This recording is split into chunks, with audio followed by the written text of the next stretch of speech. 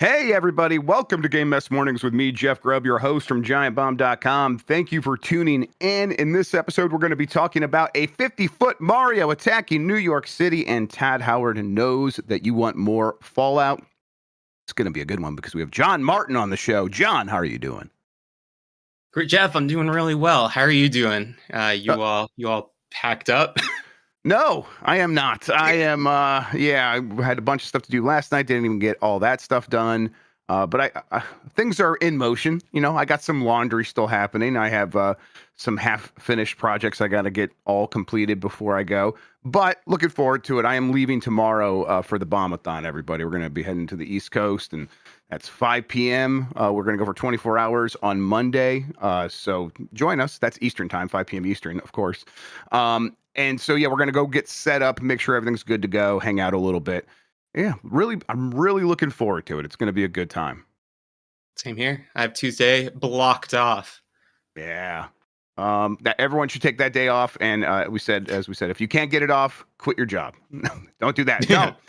How you been doing otherwise, Jon? Good. Over the weekend, like last week, I got like a bit of a cold, and so kind of just was feeling lousy Thursday, Friday, and over the weekend. So just plenty of time for games and sleep. So been playing a lot of games, and now just feeling, the energy level is right now. I'm very excited. Big Friday energy. Very excited for the show. Me too. And you know what? I say we get on with it. Let's get started here and explain ourselves. We're Giant Bomb, video game doofuses, and Jeff Bakalar. And we like to make fun stuff, and we need your help to do that because we are independent games media out here on our own. But only with your support are all things possible, including stuff like the Bombathon, stuff like going to SGF, doing stuff for the Game Awards. All that stuff is possible because your support, as well as all the fun things you see that us doing day to day. We really appreciate everyone who has come through and has provided their ongoing support by going to giantbomb.com/join and becoming a premium member. And if you want to become part of that, do the same. We really appreciate it. As far as this show goes, most weekdays, I, Jeff Grubb, will help piece your gaming life back together. That includes breaking news and maybe even some of our own original reporting. For all these topics, I'll get the input of a bona fide expert who will make me look smart. If you are watching live on Twitch, welcome. You can always listen to the show later on podcast feeds by searching for Game Mess Mornings or find the RSS feed on giantbomb.com. You can also catch the show later with chapters and timestamps on YouTube. Hello, YouTube. All right, we have a lot to get into, so let's start the morning mess with Pokemon Legends ZA selling very well. In fact, it sold over 5.8 million copies in 1 week.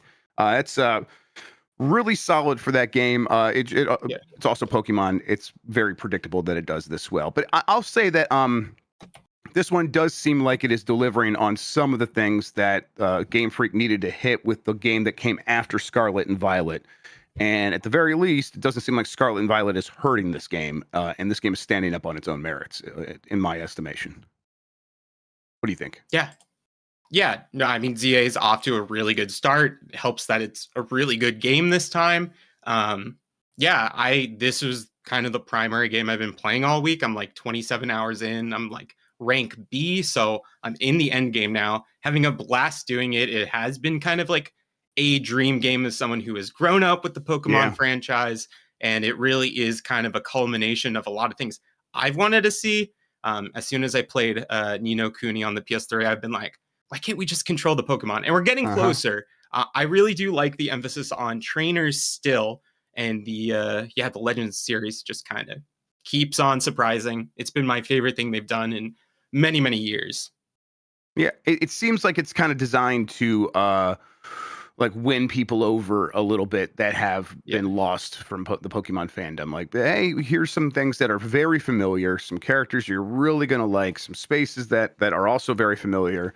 And then here's just something slightly updated about the combat. And we're going to maybe have a little bit more of a focus for you to get into the flow of the loop here pretty early on. And it's like, it doesn't take much. People really like these characters already. So just giving them a solid game is going to work out just fine. And 5.8 million copies, that's selling very well, for sure. All right, let's keep going here, though. Fallout 4 is getting an anniversary edition and coming to Nintendo Switch 2. This is from Andy Robinson at VGC. Bethesda Game Studios has announced Fallout 4 Anniversary Edition, a console and PC bundle that will also come to Switch 2. Anniversary Edition bundles the 10-year-old RPG with its 6 official add-ons, in addition to over 150 pieces of Creation Club game mods, Bethesda announced on Thursday. This is very similar to some of the stuff they've done before with some of their other games, especially Skyrim. But their Fallout's having a moment right now thanks to the TV show. This seems like a good start, right? Like, this is the game that I think people are most likely to go back to if they are watching the TV show, because it's the most recent, like, real big release in the Fallout series, and continuing to sort of prop that up and making it a little bit better here or there probably goes a decent way of sort of satiating anyone who's like, man, I really want to play one of these video games now that I really really enjoyed that show.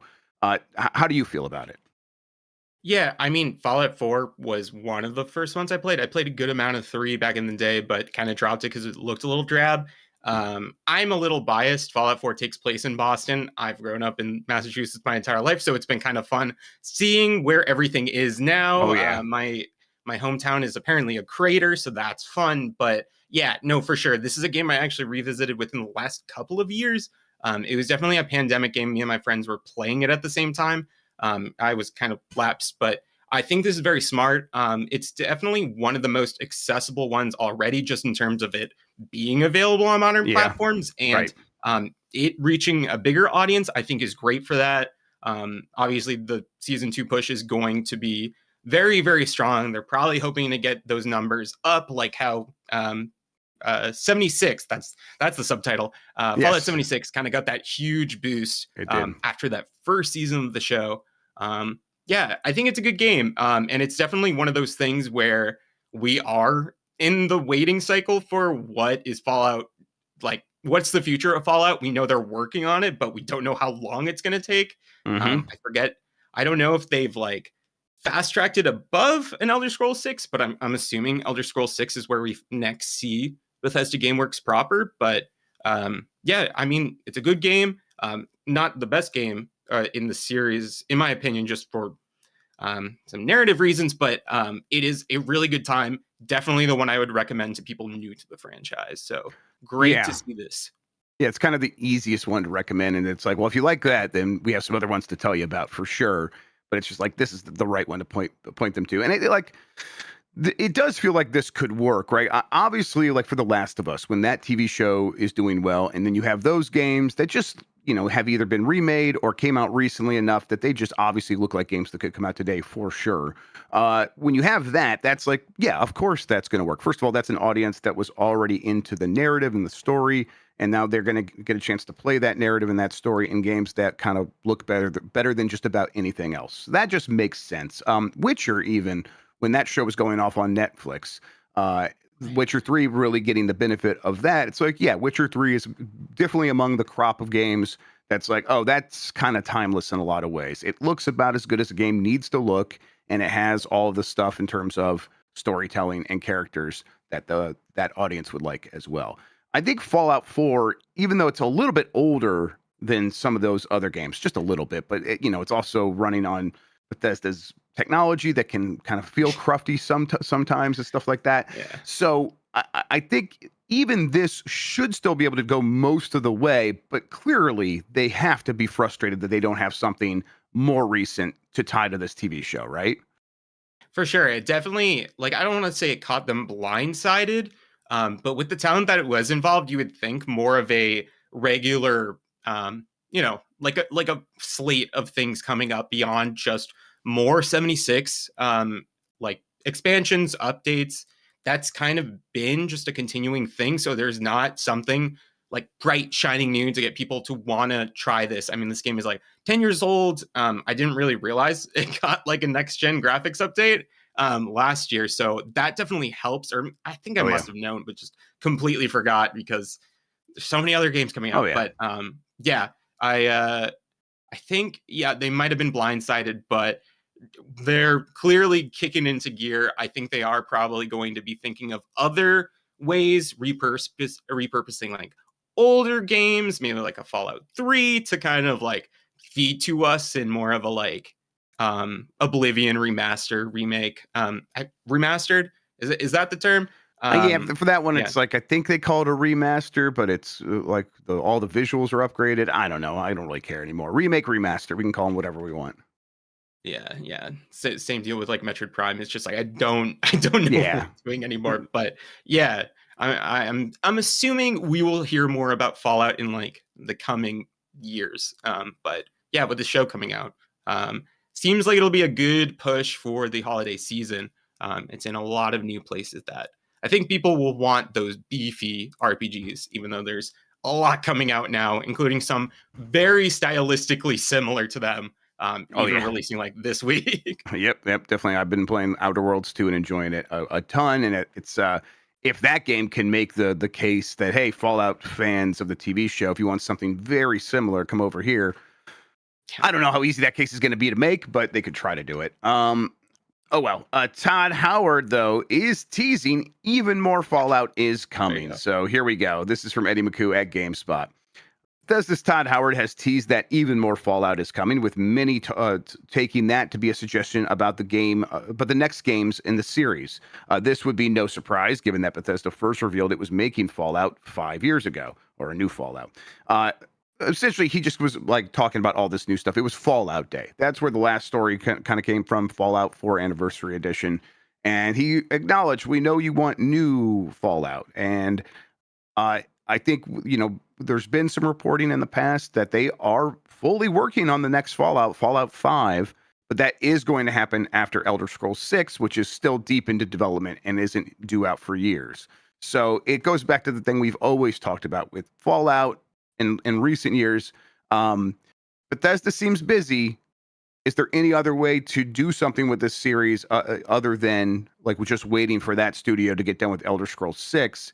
And in the meantime, is Fallout 5 after, Starfield something that we even have a lot of faith in? I'm someone who thought Starfield was okay in some ways, but definitely see its flaws. And I think those flaws could show up in a Fallout 5 as well. But I don't know. How are you feeling about all this, the future of Fallout, and kind of this ongoing promise of more coming at some vague point in the future? Yeah, I think on the whole, it's probably a bit easier of a time getting a bit more excited about Fallout. It's like a known quantity, but just in terms of like the format of a Fallout game, there's a lot more moment to moment. Stuff is wandering on one plane of existence. You're not like traveling through space. You're not zero gravitying in like random, bunkers on the moon or something. Right. I didn't. I played like 15 hours of Starfield and had a good time, but didn't really feel like I needed that itch quenched at the time. But yeah, I mean, again, Elder Scrolls 6. That's still a big priority for them. It hasn't gotten that like outside media push that Fallout has gotten, and I think Fallout has had that bigger touch recently to kind of explode a bit more than just another Elder Scrolls game. People have been fervorous for this, so yeah, it's just kind of a matter of time of like how are they gonna market this? How are they gonna allocate resources? Big question, but yeah, I am looking forward to it. It should be a lot more, no pun intended, but like down to earth. Like it seems like it'll be a lot easier to create that nice immersive emergent like moment to moment gameplay.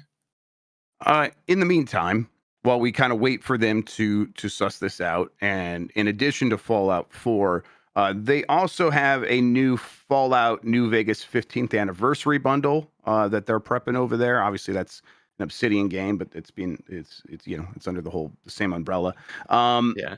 So Bethesda said that they're going to put that out with an Ultimate Edition PC code, a statue of Victor, one of the characters from the game, and then a bunch of other like little goodies in there.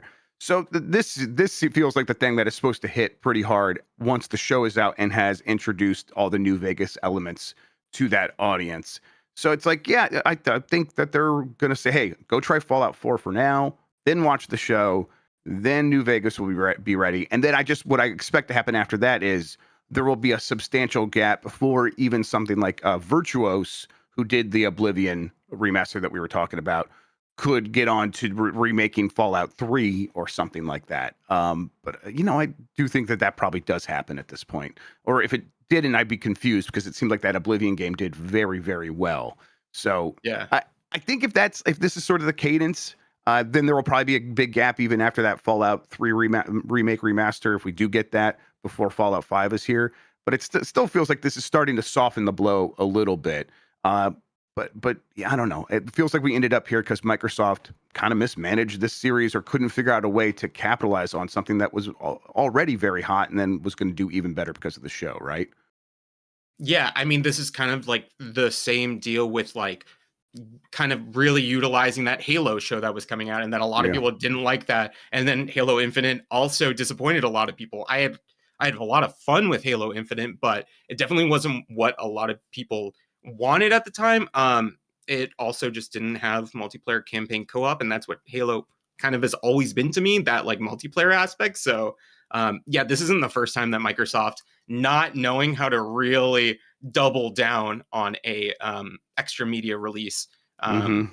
Yeah, we'll see more. I'm sure there's a Gears of War movie coming up, and there'll be a new Gears of War game. We'll see if that happens, but yeah, it definitely feels like they kind of dropped the ball a little bit, or just let them off, like hang out in their walled garden, and like, we're making all this stuff, but we're not really thinking about the other stuff that's going here. It's just like, we're working on these things in parallel, and we'll see what comes out first. All right. We could probably move on from that. Let's actually take a break. We're gonna do that when we come back. Plenty more headlines to get into. If you want to skip out on these, you can go to giantbomb.com/join, become a premium member. There's a premium version of the audio show, premium version of the video show. Those don't include ads. But in the meantime, we will be right back. What's that? Can you hear that, folks? Oh, God, it's coming down the pike. It's the Giant Bombathon. My goodness, folks, we are 1 week away, or less, depending on when you're hearing this. That's right, the Giant Bombathon is coming your way live from the East Coast. 5 p.m. Eastern on Monday, October 27th, to 5 p.m. Eastern on Tuesday, October 28th. Take Tuesday off. Listen, we had to do this on a Monday night. We know it's during the week. Take Tuesday off. Take it off now. Get your requests in. That's right, 24 hours of local multiplayer shenanigans, gimmicks, fun, hullabaloo, all this stuff. Pyro, ballyhoo. No pyro. We had the confetti cannon last time. That didn't work well. We're going to have a lot of fun, folks. It's going to be the 5 owners of Giant Bomb. You know who we are. And we also have Chuck and Sean flying out to join the festivities. That's right. Remember, Monday at 5 p.m. into Tuesday at 5 p.m. Take Tuesday off work. We're going to be there live on Twitch, on YouTube. Check us out. It's going to be a lot of fun, and we'll make it worth your while. We got some incentives. We got some stuff you might like to see. I got things I'm biting my tongue on. I'd like to say some of these incentives, but you'll have to tune in Monday night, 5 p.m. Eastern. Be there! The Giant Bombathon! It's Game Mess Mornings. We're back. Jon Martin, Jeff Grubb. We're going to get back into it real quick. Occasionally people will send us stuff, especially for Blight Club, because they want to see us suffer. And someone is talking about sending us the Mad Catz DC Panther, which is a Dreamcast controller that was built specifically for the video game Kiss Psycho Circus.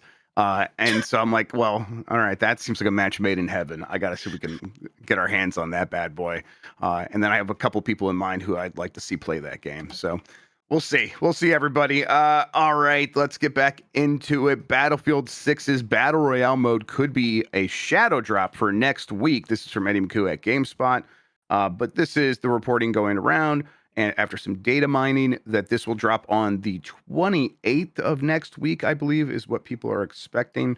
And also that lines up with what I have heard as well, John. This is going to be like, correct me if I'm wrong, this is their free-to-play big push, like alongside of Battlefield 6.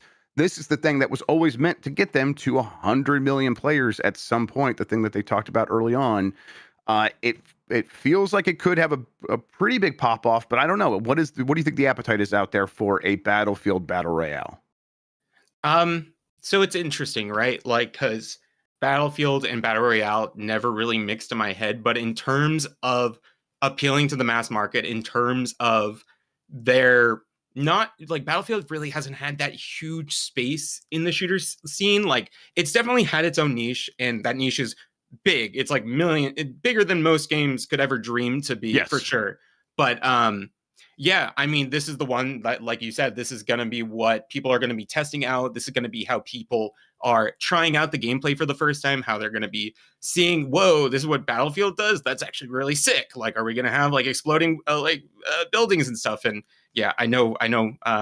Call of Duty Warzone also has that kind of stuff, but on this grandiose next gen kind of scale, I think that's going to be very big. It's definitely going to get me to get a lot of other people who are curious about like being in the know and being able to talk about a Battlefield 6 without having to drop that $70, $80 price tag. I think 70, but yeah, I think this is a very smart idea.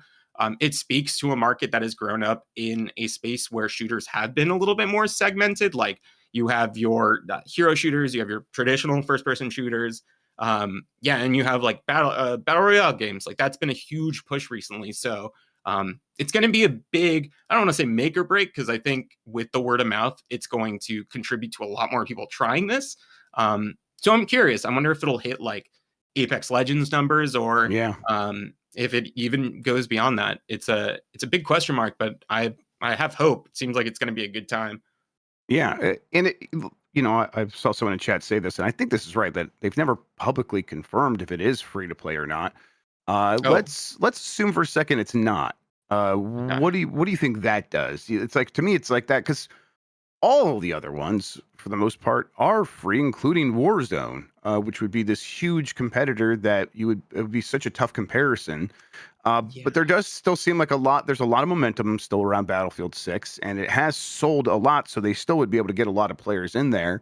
But to me, it's like, I don't know, why are you talking about 100 million players if you don't have a major free-to-play component? Because we're Right. not talking about this game selling 100 million copies. But no way. Yeah, I mean, I can't imagine that a side mode for like 20 to 40. That's what I assume. If it did cost anything, Well, it'd I mean, probably be on maybe it's that. a mode in Battlefield 6. Maybe that's the way it True. is. Right. Yeah. And then maybe just download the launcher. Truth be told, I have not tried Battlefield 6 yet. I have just built my PC this year, and I was kind of worried about doing stuff with the kernel, but it seems like it's a good time. A lot of my friends are loving it, but yeah, I just don't really think that selling it for $20 to $40 will boost that numbers in the way that you want, in the way that will be sustainable in this weird EA purchased world. I think you really got to show to, well, I guess it's not shareholders anymore either. It's like you want that microtransaction money to keep other projects you're taking a chance on afloat. Yep. It's I think that, yeah, people point out there was Firestorm, which was a similar thing that was in Battlefield 2042, and that was behind the paywall of buying the game, and it didn't work Yeah. out. And so, yeah, I think, to me, like, there's only circumstantial evidence, but the circumstantial evidence of saying 100 million players screams to me that this thing has to be free to play. So we'll see. Again, this thing's got a shadow drop, so I think we won't get all the official details until the moment where it becomes available. So we'll know in that moment. But yeah, I'm interested to see what it can do. Mostly, it's a kind of a academic curiosity to this point. Like, an established franchise doing what we think is going to be a free to play battle royale. What does that do in the year 2025? Is that something that could still really move the needle? Because I think probably, but who knows? Maybe gamers have moved on, and it's like, okay, this is something we will try out very briefly and then fall off of because it's very familiar in a lot of ways. I don't know. We'll see. Okay, Assassin's Creed Shadows is coming to Switch 2. Ubisoft finally and officially confirmed this. It is due out December 2nd, and it'll have that cool Ubisoft Ubisoft Connect cross saves in the cloud, which I've found to be actually very useful. So this is a game that maybe you've already bought somewhere or started playing somewhere. Well, now you could take it with you on the Switch too. They showed off a pretty lengthy trailer where the game looked pretty solid, but of course we're going to have to see it for ourselves. But it does seem like Ubisoft's finding their footing on the Switch too, and I think this game should do all right on there. What do you think? Yeah, I mean, if it has that like port quality that Jedi. Oh my God. No, Star Wars Outlaws. Star Wars Outlaws. Thank you. Yeah. Yep. Yeah, I was downloading the demo on the Switch last night. I don't even know how I forgot that name already, but yeah, I mean, easy. like obviously Assassin's Creed, big name. It being somewhat comparable to the main consoles, I think we'll have a lot of Nintendo fans really interested in trying that. We've gotten those kind of scaled back, like Ezio trilogy, the Black Flag duology, or whatnot, and I think those have charted in the past, especially when they go on sale because Ubisoft. But yeah, no, this is something I'm interested in as someone who got it for free buying, I think, one of my graphics cards or something, and trying it for a little bit, but it not being on Steam, it being on the Ubisoft platform, having that cross save, and since I didn't buy it, I honestly will probably give it a shot. I'll give Shadows a shot. I think this is kind of only good news, really. There's some. It is 60 now, right? Like the dust has settled. We know it's $60. There was some like weird misreporting or something. It was like 70, it was 80, it was 60. But $60. Right. This is the one where it was like, I think it got reported in euros and then that threw things off. Gotcha. Something like that. I can't remember the exact details, but yeah, I think they said you could pre-order it now at $60. You know, cool. But I think people expect Ubisoft games to be maybe even less than that these days when they're getting ported later. But because that's the Switch tax. That's the Switch 2 tax of like we're putting this out on a Nintendo system. You should maybe feel a little bit lucky that you're even getting this game, which is absurd because we're going to buy it. They're doing like you we're a gonna, service. Exactly, it's absurd. But I bet that's the way they like try to justify it and keep the price higher than it is on other platforms for sure. We'll see. I hope this game works out well because I do want major third-party publishers to keep putting their games out on the Switch too. And Ubisoft's kind of like a little bit lighting the way of that just a little bit. All right. New Halo project getting announced today. At least that's according to the reporting. Later this week, Microsoft will announce a new Halo release. That was from a story from Jason Schreier earlier this week, referencing today. There's going to be, it's like a Halo competition, Halo championship sort of thing. I don't know. I don't know the details because I don't really care all that much. But I do know that they're going to announce something new today. The rumors going around is that it's some sort of Halo 1 remaster of some sorts, and that it is going to be coming to PlayStation. And again, some of that comes from Jason Schreier, some of that comes from other places. But I think that the likely scenario here is that yes, this is going to be something smaller in terms of scope as a reason to get a Halo game out on PlayStation. And what do you think about that, John? Yeah, I mean, you can see for yourself, I'm both shuddering from excitement. I'm moving so fast, I'm like blurring out. Excited to be at Arby's. I'm excited to be playing another version of Halo 1. Yeah, I'll try to get the blurriness figured out. But yeah, no, I mean, obviously, this is the big step. This is the big one where this is, I mean, the kind of break that glass in case of emergency sort of deal. Like they want people to remember what happened with Halo. They want to remember where it kind of came from. And yeah, we'll see how this goes.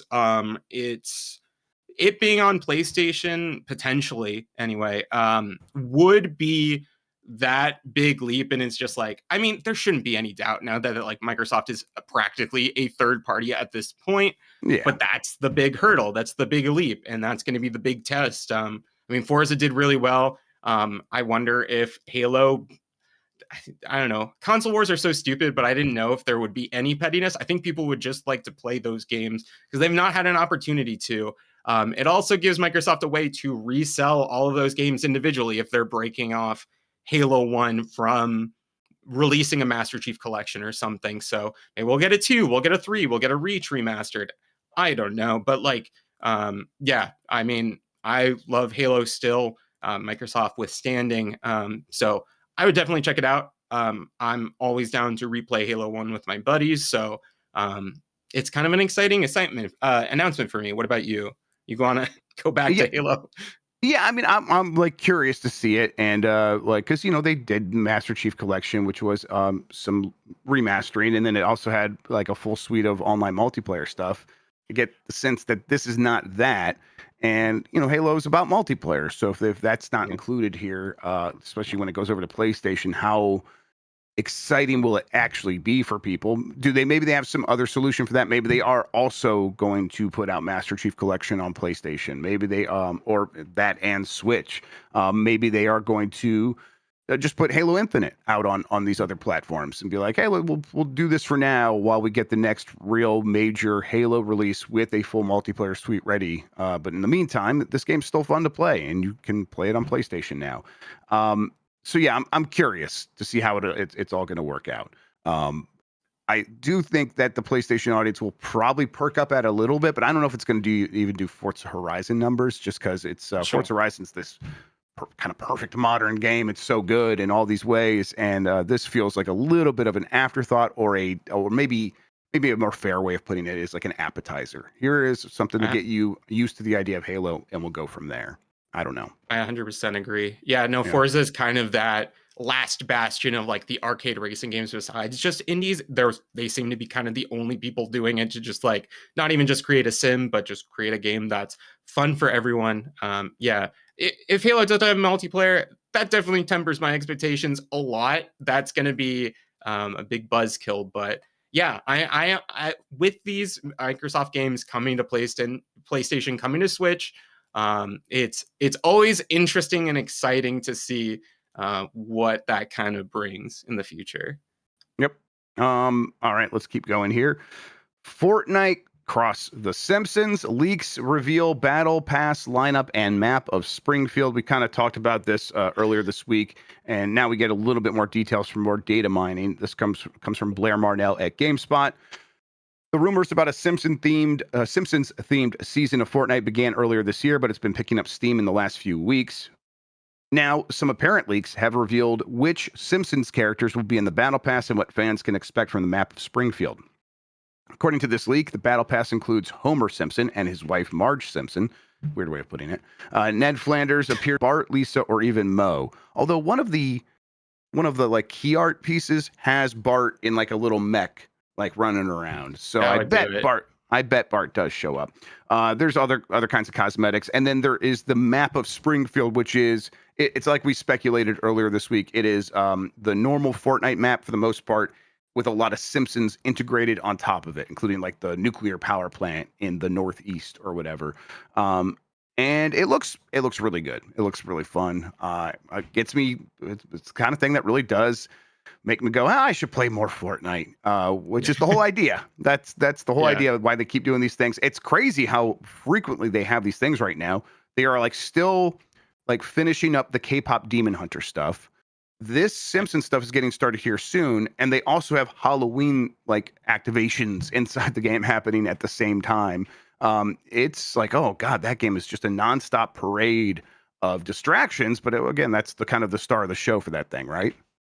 Yeah, I mean, Member Berries the game is what I've described it as for the longest time. It's definitely, yeah, it's fun too. Like, I mean, that is a game that a lot of my friends are playing because it's free to play. So even if they spend a couple dollars on a skin, it gets them to play for that much longer. New seasons like this always have a lot of people excited. I'm curious to see like kind of the overlap of the Simpsons and Fortnite audience. Like people who watch early Simpsons might like it, but like for new people who don't really know the Simpsons outside of like TikTok shorts, it's going to be interesting. I mean, this is just another one of those because Disney pumped a lot of money into Epic Games like a while ago. This definitely seems like one of the first things they were thinking of doing beyond the Star Wars and the Marvel and all that kind of stuff. But yeah, it's interesting. I definitely will be playing, maybe even just like, I don't know. I think there's like, you could probably do single player just to like make your own Simpsons hit and run kind of deal because they refuse to making that stuff. But yeah, I mean, like that's a lot of what these UGC games are nowadays, is just making your own fun. So yeah, it seems like a good sandbox to kind of mess around with for a little while. Yeah, and it's I definitely learned this when I got the kids the K-pop Demon Hunter stuff. The community really does Roblox the hell out of these things now. They like take all these assets and build games on top of them, and a lot of it's just really bad crap. But kids don't care. Literally described as brain rot. Yes, literally. Yeah, they're like proudly brain rot, and it's but you know, maybe you could do some fun stuff with the Simpsons characters that way. I guess that's interesting to me to a certain point. I don't think anything is going to be is going to feel like a full-fledged hit and run, but maybe someone could do like a fake one of those in Fortnite now. Yeah. All right. The Mario balloon will make its debut at the 99th Macy's Thanksgiving Day Parade. This is from My Nintendo News. But that's the story. A 51-foot Mario is going to start showing up in the Macy's Thanksgiving Day Parade. Going to have his Super Mario Galaxy flying pose, it sounds like. So this feels very much like, hey, we're getting ready for the movie coming out next year, which I don't know. I'm almost surprised Mario's not been in there before. Maybe he has, but you know, if he's not been in there consistently, like Snoopy or whatever, I'm like, Mario's got more juice than Snoopy these days, right? So more interesting from that perspective, maybe. But I'm a huge mark for the Thanksgiving Day Parade. I like Thanksgiving a lot, and seeing Mario in there will be like, all right, that's pretty cool. Yeah, I mean, that's kind of what it is nowadays, is just seeing clips from upcoming musicals that you're kind of interested in hearing about, and then just seeing your favorite characters there. Yeah, it would be weird if even like late 80s, early 90s, that Mario didn't have some like kind of crude resemblance to like NES, Super Nintendo era Mario. But I'm excited for Mario. I was also excited when they added Monkey D. Luffy from One Piece, which I really love, and then they like deflated his hat, which is kind of his like trademark thing. So I hope like we don't see like a saggy deflated Luma or something. That would be a sad sight to see, and honestly probably I'd be devastated. Yeah. Yeah. Yep. Yeah, exactly. So we'll see. I expect them to kind of keep like turning up the volume on Mario hype as they get closer to that second movie. This will be right around the 40th anniversary of the games, so of the Super Mario Brothers games. They will likely mention that. We know that they made a big, a significant portion of that most recent direct about, hey, the 40th anniversary of Super Mario Brothers. Here's some DLC for Super Mario Brothers Wonder. Here's a few other things. But they're probably going to want to continue pushing Mario into next year as they do get closer to the movie. Do you think that mostly just takes the form of reminding the more casual consumer that stuff like Super Mario Brothers Wonder and Donkey Kong Bonanza exists? So if you want to like take your excitement for the movie home, you could just go buy these things? Or do you think they try to have something new, whatever the scope of that might be? Yeah, I wouldn't be shocked if they do show something new. I mean, we're getting closer to the holidays, so marketing for the new movie wants to kind of take place. I mean, NBC Universal is the studio. They own Illumination that makes the Super Mario Brothers movies. So I would assume Nintendo and them would want some kind of brand synergy. That Mario Wonder DLC is a good call out. Donkey Kong Bonanza, really good call out. People are still playing those games and still discovering them for the first time. I mean, this is coordinated. They're probably going to walk past the Nintendo headquarters and they'll probably be like, stay on the top floor and look for Mario. It'll be a good time. Pikachu will be there too. Definitely some brand synergies going on here. And I don't know if we'll get anything like a new game announcement. That would be wild. Like the only thing close I can think of was like Jimmy Fallon having like a look at the Switch and like Breath of the Wild super early, also NBC. So maybe there's something there. I don't know. But even separate from the parade, like they probably are like, because this is like clearly just a run up to the. Sorry, my glasses are smudgy and I was trying to clean up, but I didn't do a very good job. I think even as we like run up to the movie though, they'll just like want to be like, like we're all in on like Galaxy related stuff, but they already put out Super Mario Galaxy 1 and 2 again. I don't know. I bet they will try to like make a big deal out of Mario as they get close to the movie, but I think they've probably shot their shot with the stuff that they have available to them. Short of announcing a new 3D Mario.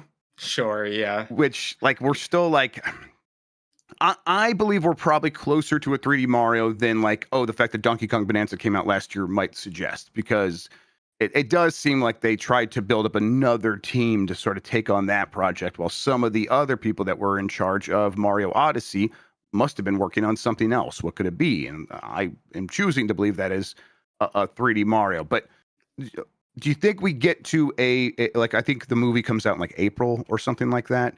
Do you think we Yeah. get to that and by then they will have already announced a new 3D Mario, or do you think this is something that still happens quite a bit later?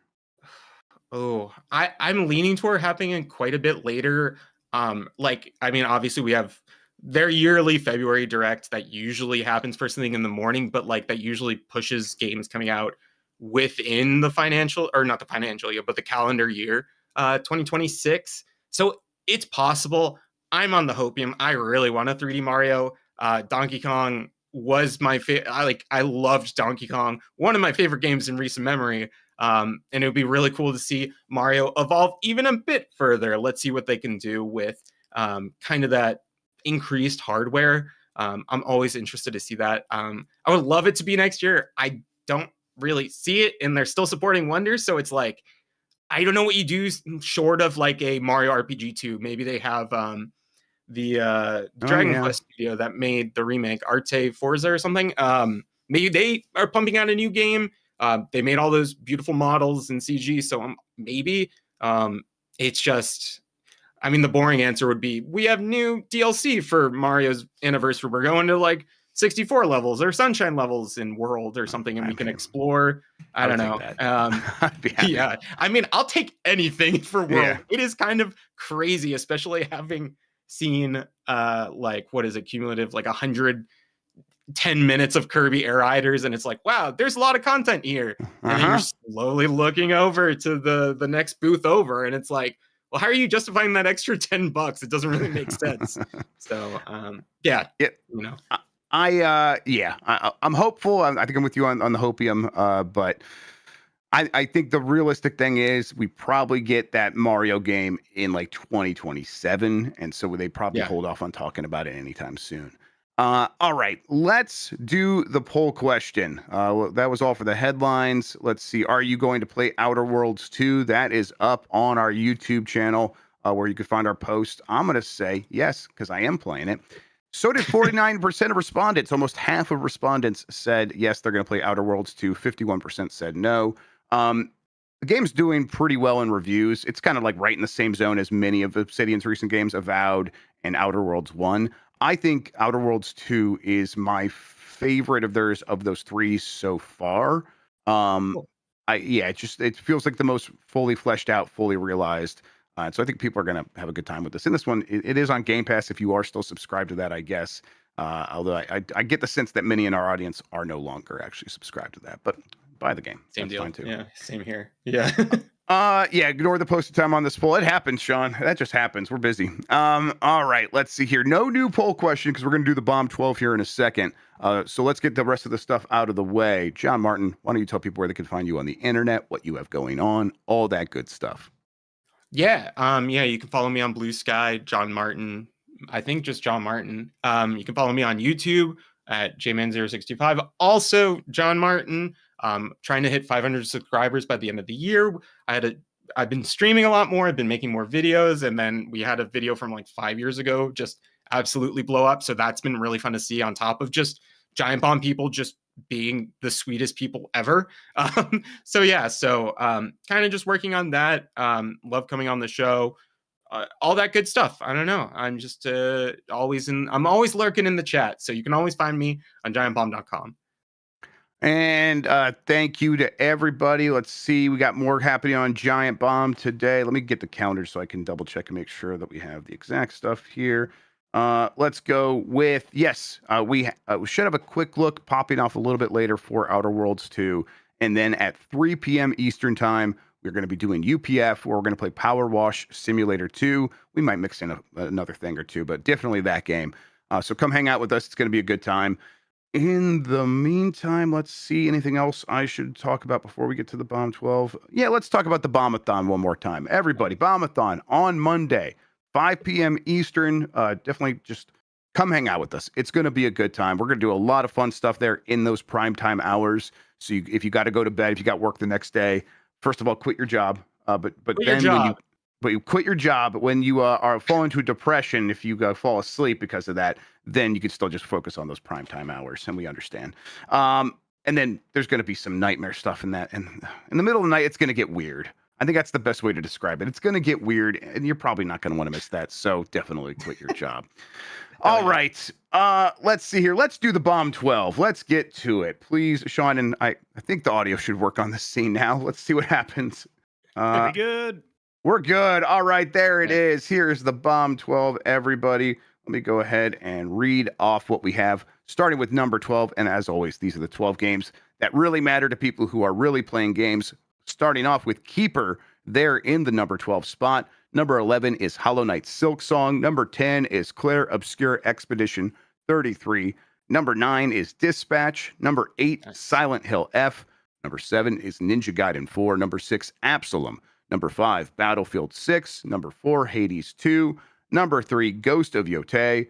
Number 2, Pokemon Legends ZA. And that means number 1 is, as you all predicted, Ball Pit. Ball Pit is your number 1 game of the week for the Bomb 12. That is impressive. That's awesome. I saw the people over at Tinsley kind of being like, this is what's going to happen this week. And they were right. And I checked. There was no funny business. This is just legit winning the Bomb 12. So shouts out to the folks over there. Beating out Pokemon, as with the prophecy foretold.